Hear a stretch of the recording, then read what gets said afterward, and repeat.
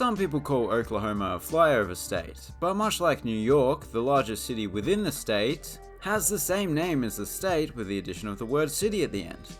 What I'm trying to say is that Oklahoma City is basically as important and influential as New York City. So let's check out the stadiums and arenas of Oklahoma City, Oklahoma.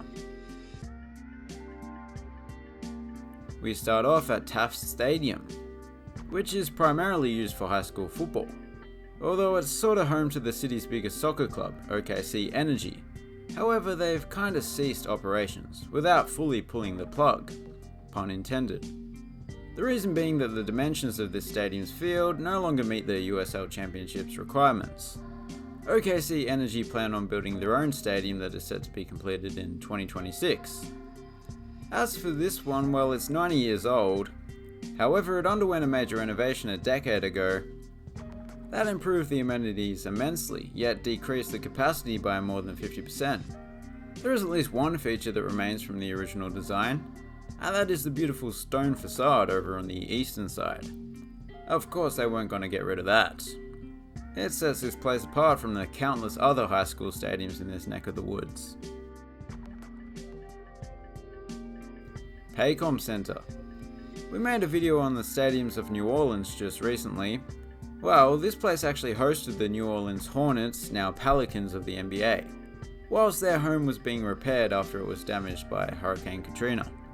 This occurred before Oklahoma City even had a team, so they were well supported. Perhaps that's why the Seattle Supersonics moved here almost immediately after the Hornets left, and transformed into OKC Thunder. An appropriate name because Oklahoma is also known for its wild weather. Over $100 million was pumped into improvements prior to their arrival, which was actually more than it originally cost to build the arena.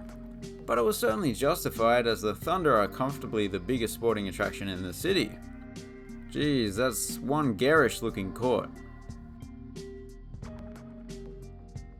Chickasaw Bricktown Ballpark.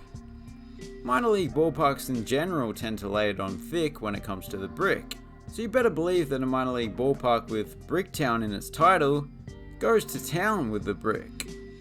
The exterior is comprised of around 500,000 bricks. In case you were wondering, it has Bricktown in its name because it's situated in Bricktown, which in turn is called Bricktown because there are many brick buildings in Bricktown. Bricktown, break it down. The Chickasaw is in reference to the Chickasaw Nation who own a nearby casino. They originally named it Newcastle Field at Bricktown, after the Newcastle casino that they own. But Newcastle is a completely different suburb, so it was a confusing name. Anyway, this ballpark is about more than just brick. It also has some unique food on offer.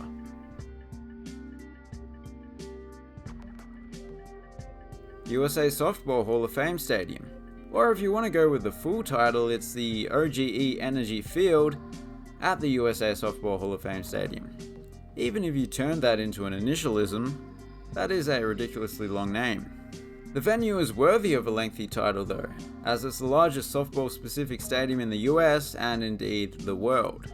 In baseball terminology, the world is comprised of the US and Canada, so I assume it's the same for softball. This place hosts the Women's College World Series, and that doesn't even include Canada. The world is America. This might be the first time a softball specific stadium has been featured on the channel. They're usually just too small, little more than a tiny stand behind home plate. But this is a significant venue, even the temporary outfield seating is substantial. Of course, the USA Softball Hall of Fame is located on site. Jim Norick Arena. Not only was this the largest indoor sports venue in the city when it opened, but the roof was the largest of its kind in the world. The actual world, not the World Series world. Ah! Oh yeah, it has actually been demolished already. But there will be a new arena built, one they call OKC Fairgrounds Coliseum. It should be completed by early 2025. It'll have a capacity of around 7,000. Speaking of arenas that you can no longer play sport at, Prairie Surf Studios was the venue that took over from Jim Norick Arena as the largest in the city. But as its name suggests, it has been taken over by a film production company, and has been converted into several sound stages.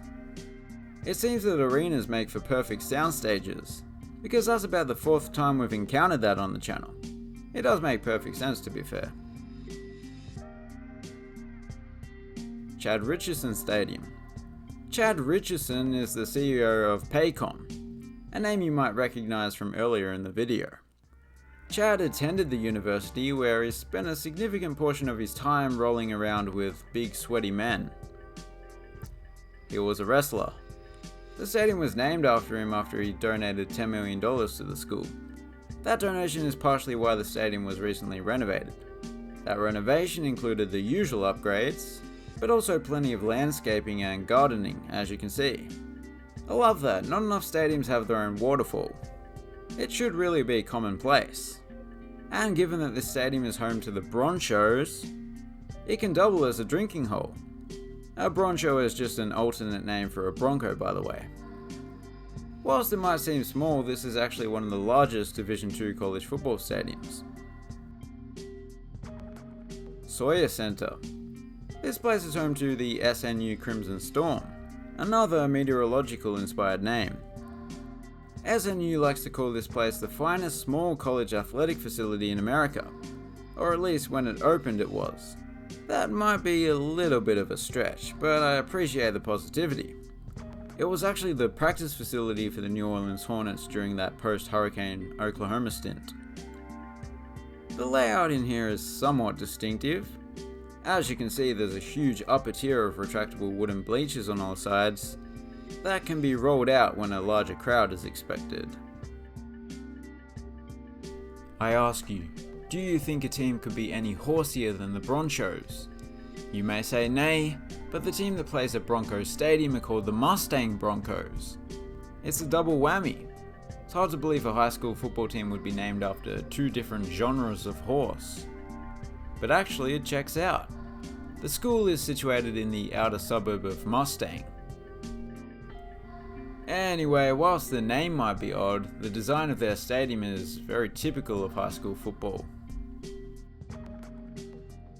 There are actually heaps of these smaller college and high school arenas in this city, some of which are rather impressive. But we don't want a 30-minute video, hence the 5,000 capacity cutoff. So we'll leave it there. Thanks for watching, have a good one.